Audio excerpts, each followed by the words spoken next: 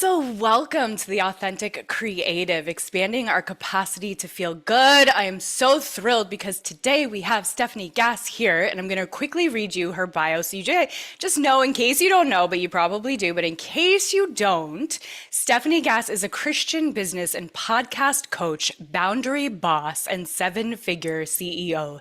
She helps women grow their online businesses and make consistent income using podcasting. Just a little thing called podcasting. She is the host of a top 20 globally ranked business podcast, Online Business for Christian Women. Stefanie has helped thousands of women plan and launch successful podcasts, which are now top of funnel lead gen for their offers. She has helped dozens of her students grow into 6- and 7-figure businesses completely fueled by their podcasts. She believes it's possible to partner with God to create income and impact without sacrificing your family, faith, or buying into the social media hustle. When Steph is not recording or meeting with students, she can be found mountain biking with her husband and 2 boys, eating New Mexican food, whipping up another oat milk latte, or traveling with her family. I love everything about this. And just so you guys know, Stefanie and I are just meeting for the first time. So you're getting all the juice of our first meet. Yes. I So was fun. saying that I'm just thrilled and honored. I know Stefanie because of Kathy Heller, Mhm. and I was at a panel in New York, and Stefanie was on stage, and she's been doing her speaking gigs, and this is Yes. so exciting. So my first question is, I'm curious, how are the speaking gigs going? Because when I was listening to your podcast recently, you were talking about maybe like a year ago, it was something you weren't doing yet, and now I feel like it's your groove. Yeah, it's going really well. It was something I was honestly so scared of for so long, which is really interesting being that I've been an entrepreneur for 15 years, Siri. I've truly shown up behind the screen, thousands of people, right? But this thought that was in my mind and my head around all the ways that I was going to mess up and fail if I got into actual speaking with humans, heartbeats. For sure.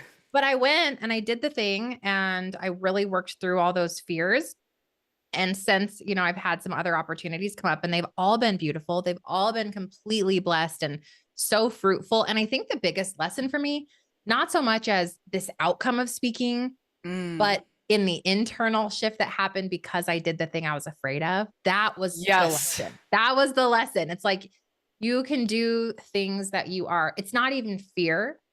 It's it's the fruit that's hidden behind the fear. Mm.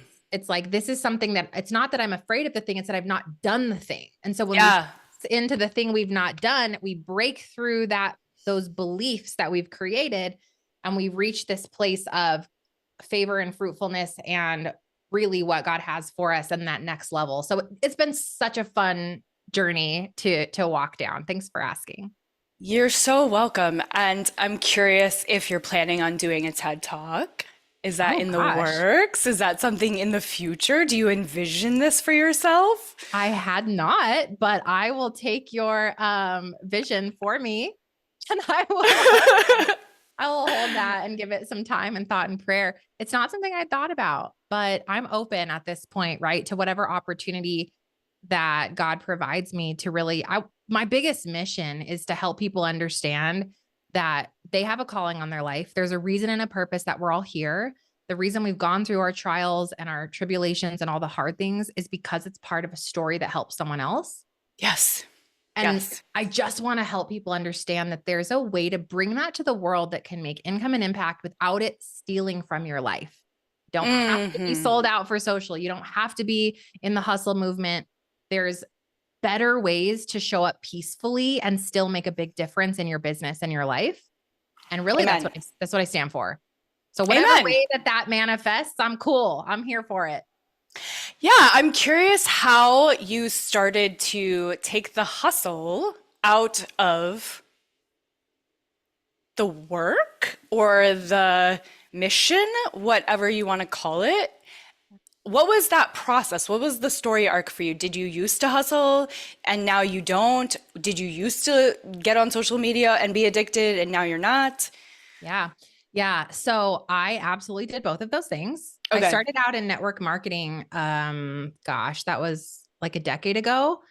Me And too. Me too. yeah, Yeah. maybe more. Anyway, fully hustle mode, right? Like it was before it was all the rage. It was all about the social media DMs and connection and all of that. Like I was taking calls at 5 in the morning, 10 at Mm, night. I was the mm. one that could close the deals. Yeah. So everybody was calling me all the time.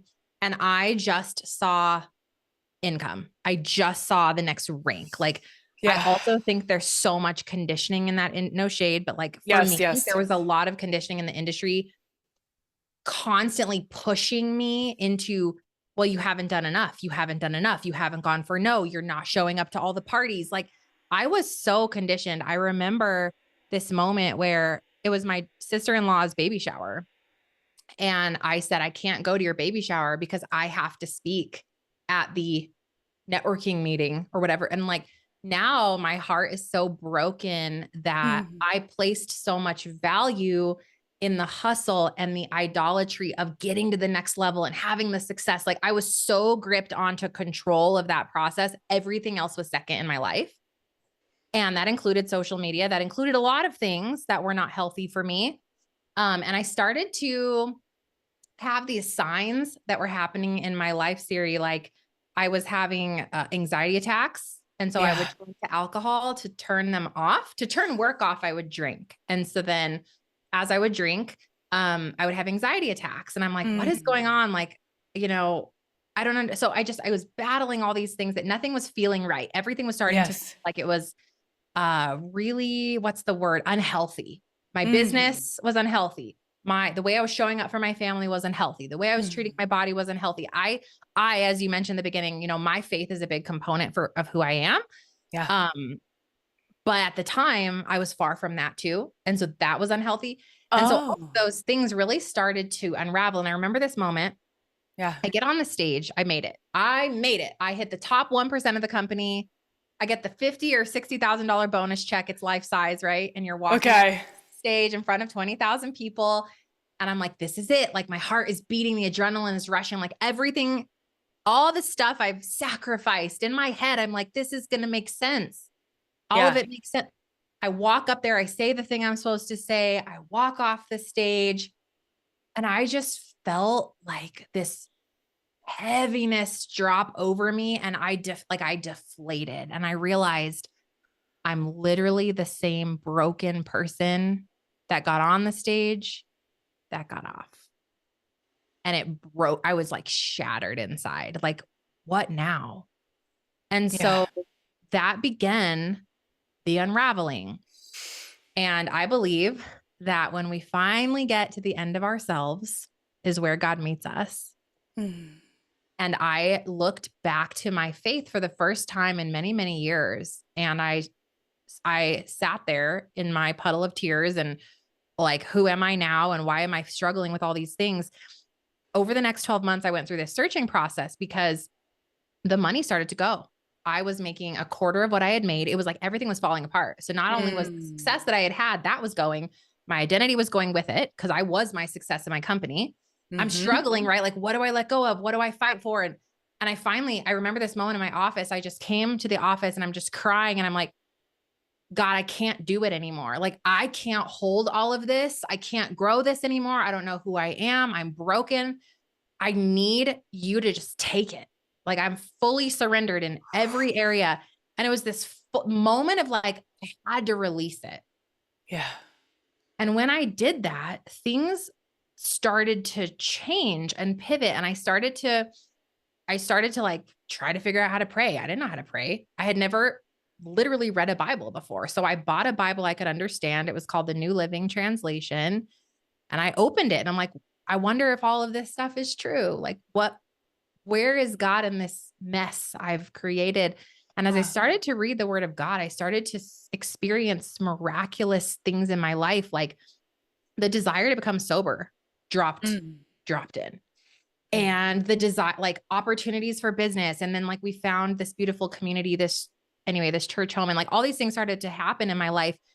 And I started to go, okay, so I'm on to something here. And I started to actively pray, how do I grow a business in alignment with your will for me.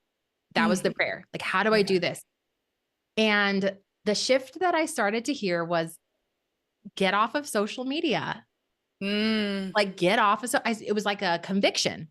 mm, And I didn't understand that because I thought, well, how am I going to grow a business? Like yeah. my network marketing has fallen apart. I need to make money somehow. We're borrowing money from my son's savings account at this point, Siri, to pay the bills. Okay. Oh, yeah. Got Yeah. real tight. It got really ugly for a minute, but that's where, right, that trust comes in. Cause I went, I Yeah. don't know what to do.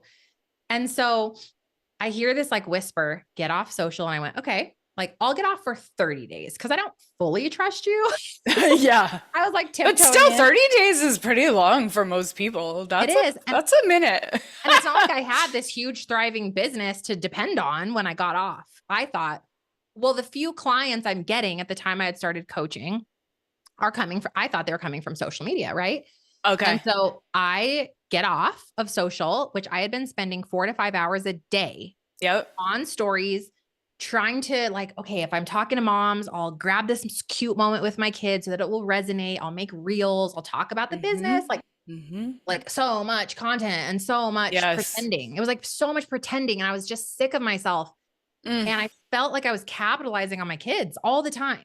Mm. Like instead of just being in a moment with them, I had to see them through a screen in the moment. Oh, Stephanie, I feel that. I feel that. Yes, I relate. Yep. And I know so many of you guys relate too. And this is not a judgment. This is nothing because we all are there and we all still fall into it in different ways. But for me, I went, okay, I'm going to just fully trust God in this 30-day period. And I fully deleted it. I'm like, I'm not going on Instagram. I'm not going to post anything for 30 days. Around this time, about 6 months prior, I had a prophetic dream to start a podcast. I had Okay. been praying, how do I reach the women that I'm supposed to coach? At the time I was coaching, this was 6 years ago. How I'm struggling. I don't know. What am I doing? Am I going live? Am I trying to blog? Am I on YouTube? I don't know where I'm supposed to go. And I had this really clear prophetic dream, start a podcast. It was vivid. It was clear. So I plugged in, I had a staticky microphone. I made my own art. It was very ugly. Do not recommend. Very confused about what I'm even going to talk about. But I But you started. did it messy. I You did. started. That's the point. Yes. And Totally. I started. So I had started the podcast at this time that I'm kind of going through this weird, what am I doing with social media exploration process. So I get off, and here's the crazy thing. I get 4 to 5 hours back, remember, because I had been on there. Right. I get all this time back. So I start writing like better emails to the list. I start doing Mm. 2 episodes a week instead of 1. Mm-hmm. Everything starts clicking. I'm getting emails from people like, do you coach? How do we book with you? I'm like, whoa, this is crazy. My email list starts to grow. And I feel this peace that I have not felt ever being in Which business. is the biggest richness, Oh gosh. Like, right? That's yeah, everything. the peace and the simplicity. I'm like, this is it. And so I told Yeah. my community on the podcast, I'm not going to go back. I stayed off for 2 years, completely, Whoa. fully off. Like I didn't even log on And until your like kids must have felt that. my kid, like the richness in my relationship with my boys now. And it's never too late, you guys listening to this. Like it's never too late to make a decision to change the actions that you've been making that are not serving you and serving the people that you are called to love well. I just like see them clearly. It's as if this veil was lifted off of my eyes. And You're making me cry. it's so good, right? In the next 2 years, the most insane things started to happen. I went from a 6-figure business to a $500,000 company. Like people were coming onto the team and joining the team, and everything was just growing and flourishing. And I was working half of the time I used to struggle and strive, if not more. And I felt as if I didn't have to be the CEO and the planner and the project manager and the VA all in my company, running everything, working all the time. I felt like I could show up in a business that was simple, that was literally hand curated by God for me, and then come back to my life and really be so present. And that is how I have advocated for people to try a fast from social media. I actually started with weekends. I didn't mention that for 3 years before I was really scared to get off. So I did weekends. I deleted them on weekends for a few years before I did the month. And since what we've done is I decided to make Instagram a business card. So if you guys go look at my Instagram, it's just at Stefanie Gass. It's just a business card. Mm-hmm. And the only content you guys see on there is repurposed from my long form. So it's like a clip from a YouTube video or a clip from the podcast. Mm-hmm. I'm not on there showing my personal life anymore. And your team is doing that for My you. team does it Yeah. all. And I don't have a TikTok. I don't post on Twitter. Like I'm nowhere else. But the podcast is really my bread and butter. So anyway, I know that's a lot and a really It's long great. story, It's but perfect. And I have so many things that I want to ask you. One of the things I want to ask you is how did you expand your capacity to receive? yeah, I think that I had to recognize and realize that we are so limited. So, and this is my faith component, and I don't know where this finds you guys in your spiritual walk and your faith walk, but for me, when I tried to carry everything, right? Like, Mhm. oh, you can do anything. And like, you alone can handle all of it. And you alone can manifest millions of dollars. And like, for me, that always returned void Mhm. because I am a human. I am literally human and I am limited in my ability. But when I recognize with God, anything is possible. And in Isaiah 30:21, it says, this is the way, walk in it. And I realized I can partner with Holy Spirit. Now my capacity is literally limitless because God's plans for me are so much bigger than the plans I have for myself. So my posture shifted from a me to a me and God partnership. And the prayer became, help me be a vessel for your mission for me. Like, help Yeah. me open my mouth and he shall fill it. Like, give me the opportunities, Lord, give me the people to serve. And my prayer life became something that I really intentionally focused on growing and learning more about. And those are because now, if you were to look at like a vision board I had from, I never said, I'm going to be a 7-figure business. Like, the dreams God has, right? Because he can use our work to create such beautiful outcomes that are so far and beyond. So the capacity came through shifting my perspective from me to God, Mhm. and also that really serious intentional prayer life. Now I don't feel pressure either to go, I have to expand and carry all this money and pressure and responsibility. It's like, I'm so available for whatever God has because I know he'll hold it for me. Got it. Yeah, it's really, you were able to set down the individual ego-centric thinking and really be a channel for the higher, greater good. You're able to help more people and serve more. And when you're in a place of service, that is all about how many people can I give what they need? And when you're in alignment with giving people what they need, then they can come into the channel and be in rhythm with God, universe, source connecting the dots for you, right? Like you're not working against the stream. Right. I, Exactly. Yeah. I You're showing up in what you're ultimately called to do, but you're letting go of the control of making it happen.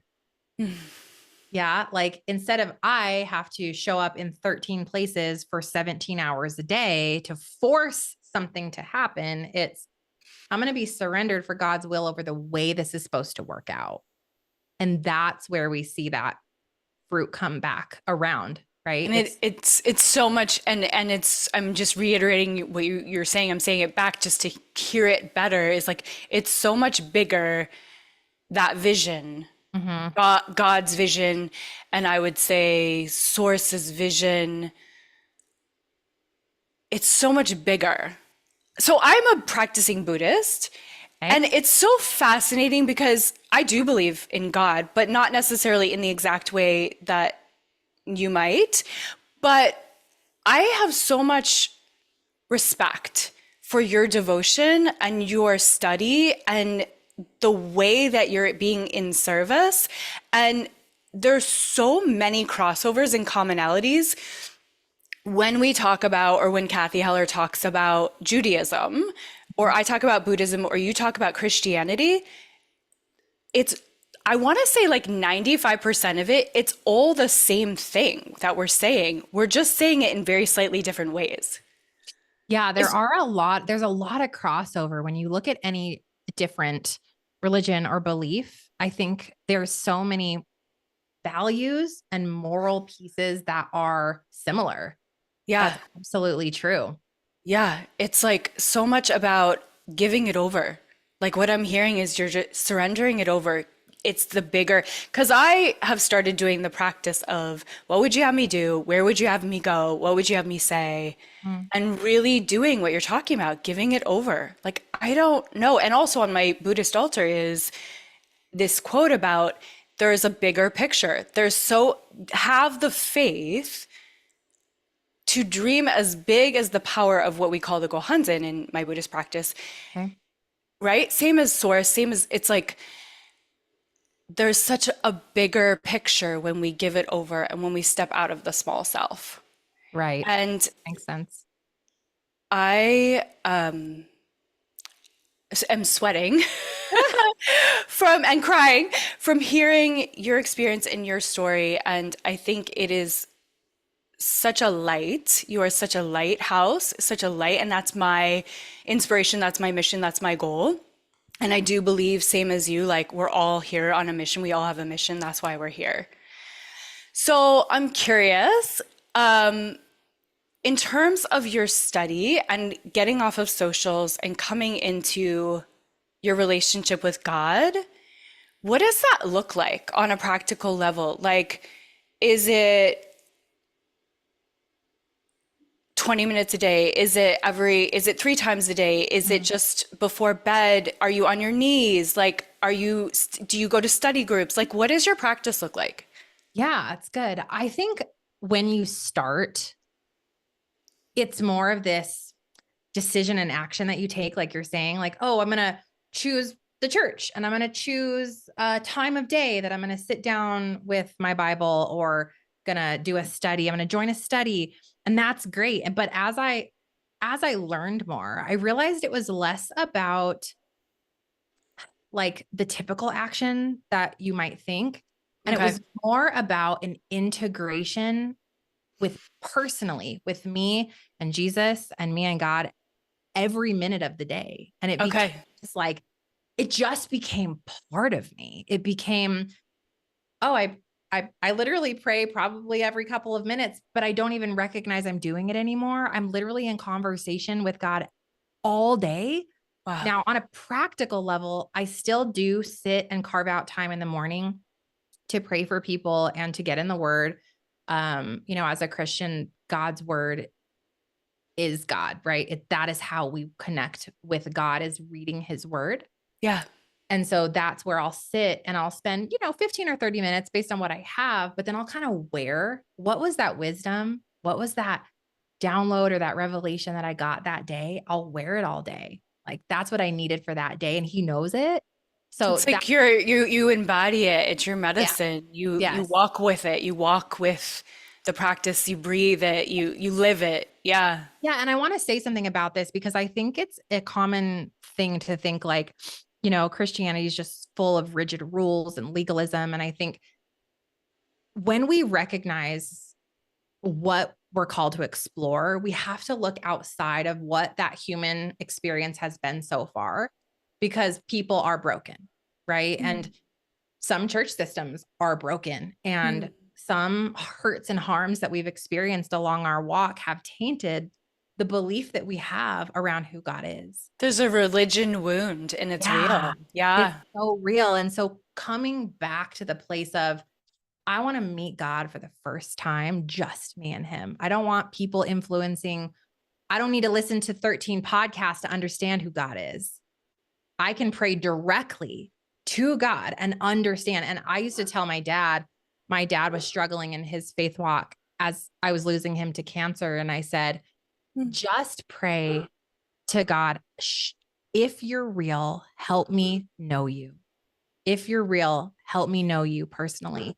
And that was the prayer that I didn't tell him. I didn't want to fight with him, right? About what dinosaurs. I'm like, it doesn't matter. None of that matters. What matters is that you ask the right questions to your creator, give him a chance, open the word and see what wisdom he has, what download he has. You'll feel your spirit leap when you're in alignment with whatever God wants to show you and what that might mean for you guys as you're sitting here exploring things and It's trying to such a get personal relationship, it is what is. I'm hearing you say. It's like Yes. so uniquely, divinely personal to Yes. you.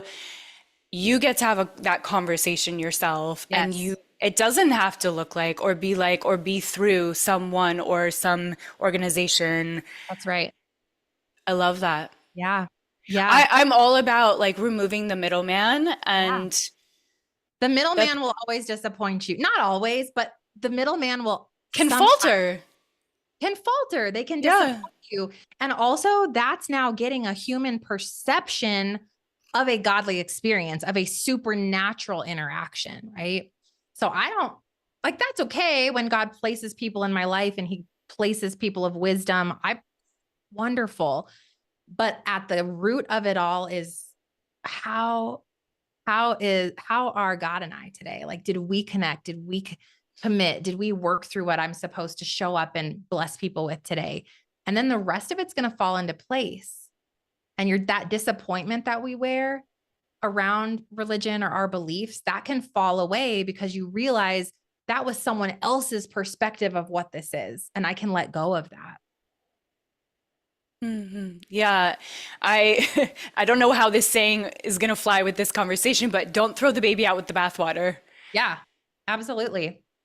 I think that applies, and everything that my parents have gone through with because they were always seeking, Yeah. and I've always been seeking.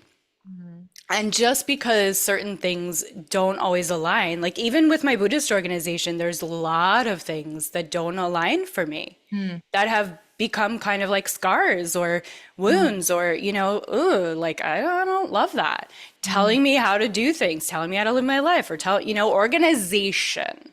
Yeah. Because I was part of multi-level marketing. I've been part of so many different groups, organizations. Like I think that humans are always going to be humans.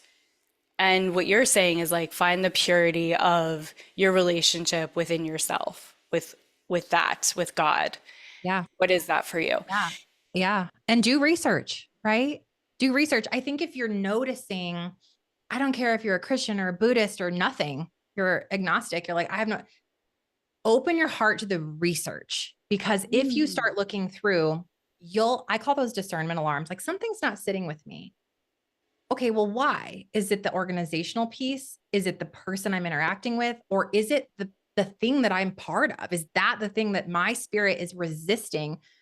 And then you can really begin to do that research process because we cannot just sit where we've always sat and believe that that's the truth and that's all that God has available for us. So it's get back into that posture. Before I ever opened a Bible, I thought I knew God. I thought I knew the plans he had for me. I thought the success I was having in network marketing was from him. But when I opened the word of God, these revelations started coming out of the pages that like I had never experienced that for myself. I was always taking third party, like, oh, I'll just go. Right. But when I started getting in there, I'm going, oh my gosh, like I see how this works. I see how I'm supposed to live and how I'm supposed to show up and what my business should feel like. And all of that started to shift and change how I showed up for myself and my family. And all of these desires started to change in my heart. And the discernment all of a sudden clicked. And I went, this makes sense. It was like things weren't exactly right. And if things aren't exactly right, you guys have to do that research and that discovery as to why. That's great. I love that. You really using your mind, being fierce with what is instinctually off or what resonates completely in your whole body. I'm curious, I feel inspired to ask you, okay, so you're all online, everything's online with God. Mhm. And then the money piece, because Mm, you help women to be stewards of money, to have a greater capacity for flowing money in and out. And women with money is an amazing thing, and we want more of it. So how did the money relationship and God relationship, how did those connect for you? And how has that continued to flourish? yeah, this is good. So for me, I realized that if everything is God's anyways, including money, how can I just, you used the word shepherd and steward this money that he's given me and put it back into the kingdom of God?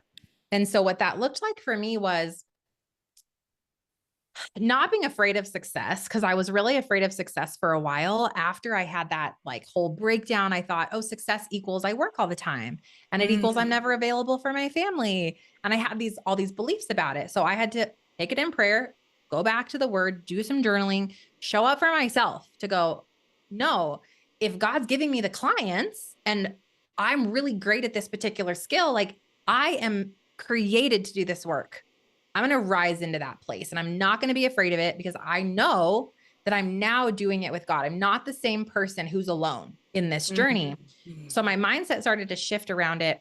And then I also decided to just relinquish outcome. And that is Ooh. it's so hard, especially when we're in the middle of the beginning stages. It's like, I literally need to make money, right? But if I knew, okay, I'm going to show up and I'm going to create a really clear way that I help people. And I'm going to just pour into it and I'm going to give and I'm going to serve. And then I'm going to be great with who the people God gives me. I'm going to let that naturally evolve. And it was everything opposite of who I am. I'm the freight train. I'm like, what? And like, the discipline for me was not moving forward and forcing something. Mm-hmm. That discipline for me was the opposite piece of like, I'm going to sit and wait and really be blessed with the people that I have today. So as I started to really focus on that, the crazy thing was, I started to see that organic exponential growth happen. I think because I had finally let go of the control of the whole thing. Again, surrender. Yeah, Yeah. surrender. And the fun Yeah. part looking back, Siri, is that, I was like, oh, I feel like I should meet with an accounting team. I feel like I should meet with a lawyer. Like I kept having these like feelings and thoughts that would come in. And so I'd do it. And then I'd meet with them a month later. It was like, whoa, like something up leveled in the business. And I went, thanks God. Like he went before me in everything, like to prepare it, right? Like preparing the house that he was creating for me. And it was real. So I've now just been like, what's next? I'm so excited. And like, I'm just very open-handed with it, it's been so hard, but you just have to remember if it's all his anyways, why would he not care for us and continue to provide in the way that he always has? Your faith has deepened so much that you have this incredible trust, and that trust is how you're able to serve greater. Mhm. That's what I'm hearing. Yeah. Yeah. You're right. Whew. And Okay. that trust didn't come without work. I do want to say this. Like, yes, I got in the Bible. Yes, for me, I was praying, I was seeking, I was figuring this out.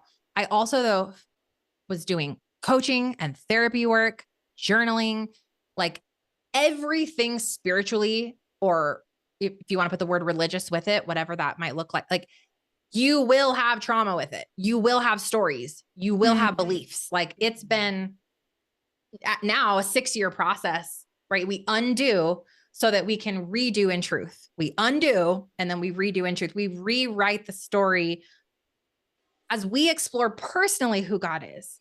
Personally, for me, it was like, I want to understand who is God and who is Jesus and what do they do for me and what does the word say? And I don't want to have the story from my parents and I don't want to have the filter of these churches. Like, I want to go through this myself and then realizing, wow, I have a lot of beliefs and I have traumas and I have things from my childhood that come up, right? Like, I want to feel safe. I don't understand what it means to be compassionately dealt with as a child who's afraid. Like, there's all these other pieces that we have to bring to the table as broken humans and let God rework those pieces. And that's where the trust came. Because as I started handing it to him, Siri, it was like, this piece was healed. This mentor showed up in my life. This thing happened in the business. The healing has been exponentially beautiful and crazy and bigger than what I ever thought. I didn't even know I was broken in the ways that I've now been healed.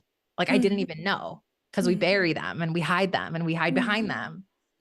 And God's helped me bring them up and heal them. It's been so cool. Okay, I have two questions. One businessy one, which is how do you go from being a team of one to actually having that trust in yourself, your mission to like, and how do you know who to trust for like, who am I supposed to hire to help me go from a team of one to actually up leveling? Yeah. So I have a very tactical answer to that. And then of course I have the spiritual side too. I think that Yeah. comes back to, those two components, the tactical piece and the spiritual piece. So I always looked from within. So I would go into I had a Facebook community, even when I was a solopreneur, just me, struggling to make it. And I would look for the people who were like, they were showing up in there. They were like commenting on other people's stuff. They were so supportive. And I literally was like, hey, do you want to work for me? Like I would find people, I call them, they're your super fans, for lack of a better term. They're like, I'm here with it. Like Siri's my Yes. person. They're just with you. Yep. Yep. And those were the people I would look at first, and I would hire in, and then I would hire up. So I'd bring them in and I'd see like, where is this person's skill set? Because when you're only by yourself and you bring somebody in, they're kind of a jack of all trades as you figure out like, where do I need help and how do I actually structure an organization? And so I'd see where they would fit and I'd put them there. And then as we'd grow the business, I'd bring in somebody else and I'd be like, where do they fit? And the other thing that I learned was loyalty and connection with my people were so much more important than what they came to the table with from an experience perspective. Yeah. Like I Got can it. teach anybody anything if they have the heart, the drive, the vision, and the mission with me. And they're like, I'm in it. Like my online business manager, Lydia, now she came in as my Facebook group, like admin person 4 years ago. And now she's like on the track for COO. And it's like, Wow. so that's Yeah. one thing. The other thing for me That's was great. I was constantly praying over my people too, right? God, who's the next person for us? And I think for me, something that I struggled with and I still do, and being aware of your weaknesses as a business owner, I feel bad and connected to people when they're just not it. So I'm learning that it's okay to let people go when they're not the right fit, when it's not working out, when there isn't excellence in Yeah, your because company. it's better for them too. Yeah, for sure. It's better for them too. So that's something that's been a fun learning experience for me is cultivating team. It's been a journey. Thank you for that. Yeah. I had a cold, not call, but what do you call it? Cold DM Yeah. from a company, a woman, and I got her on Zoom and we're face to face. And she's like, I'm going to bring you, however many leads a month you want to have. And I'm like, freaked out because I'm like, is this the next step? Because I know I need to surrender the control that you're talking about, but I don't know if I can trust this person and just hand over $1,000 and like, okay, you're going to bring me leads. I don't know. Yeah. And I've made some bad business decisions in that way. I've made some good and some bad. But what I would say, so again, a tactical and a spiritual, one is to pray over that decision Yeah. and make sure that it is a God opportunity and not a deception. And then the second one is show me the social proof. I want to see your clients. I want to talk to somebody. Like when we start talking about $1,000+ a month, I want to hear from other people why this ROI is worth it for me. And you put on that Yes. business hat and you make wise, sound choices with your money. Yeah. Those are the Thank you. things that I'm doing. Okay, and then the more kind of juicier piece of the question that was coming up for me is relationship, love. So, how has the journey been with you getting off social, bringing Jesus and God into your heart, walking with God and Jesus, and your relationship with your husband, Oh, and if you, I don't know, like want to add in a little spiciness there, that would be cool too, like the romance piece. yes. Oh my goodness. There's a book, Sacred Marriage. If any of you are married, absolutely life-changing. Everyone should read it if you are married, because it unlocked something for me with intimacy. Because we all have trauma there too, right? Or beliefs or weird stuff. And like recognizing that your spouse is a gift from God, your children are a gift from God, intimacy is a gift from God. And when we can start looking through that lens, we start to perceive, we start to see the goodness in people, but most importantly, we start to give the goodness of God in the way that we love. And Mm. one of the ways for me tactically that I've really been working on, there's a verse, it's Galatians 5:22, and it says, the fruit of the Spirit is love, joy, peace, kindness, goodness, faithfulness, gentleness, and self-control. And when I embody those in my character, then I am literally being the hands and feet of Christ to the people I love most.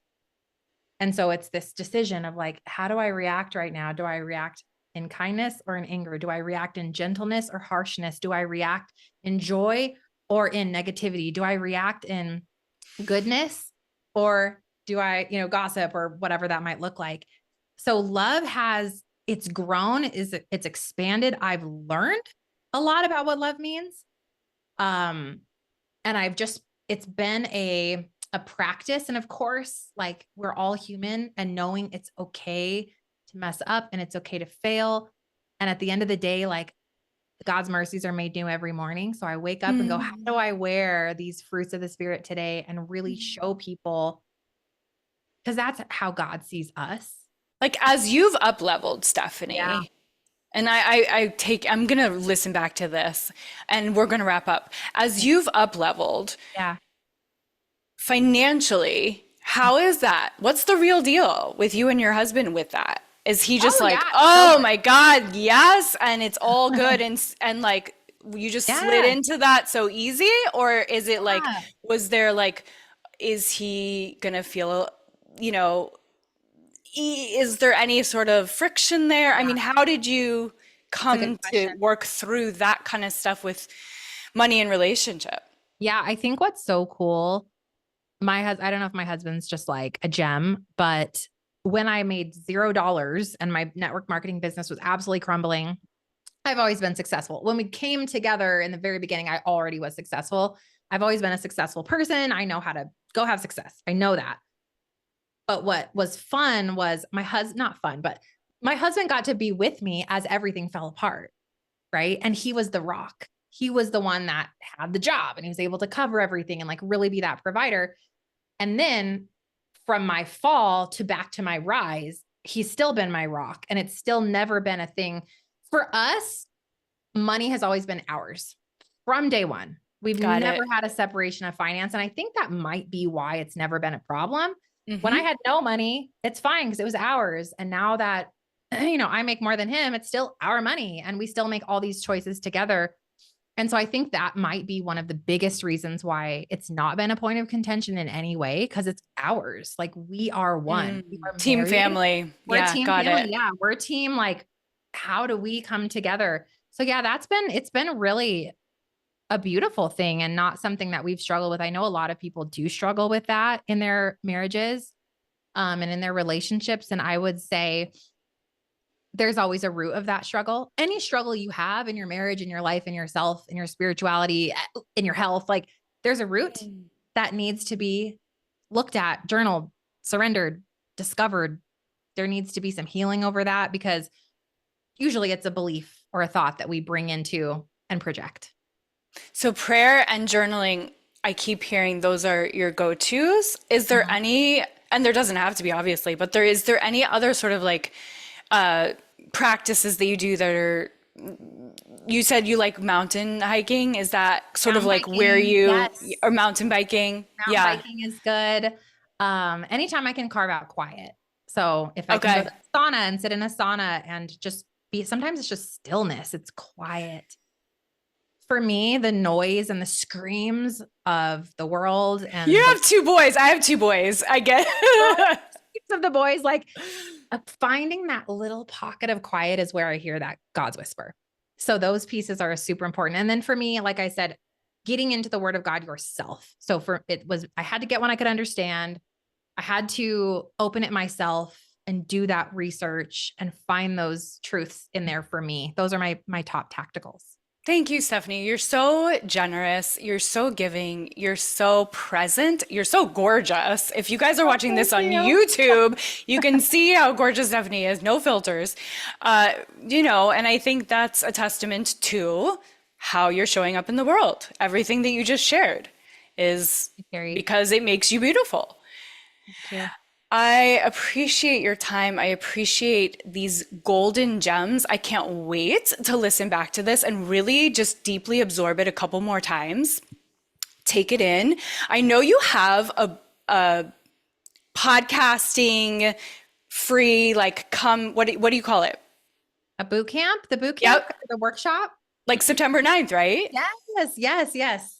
I do. So, if any of you are interested in learning how podcasting works to grow a business in that really surrendered, peaceful, you're even curious about it, or you're curious, how does faith integrate with business? I think this would be a great place to come hang out with me. It's 5 days, September 9th through the 13th.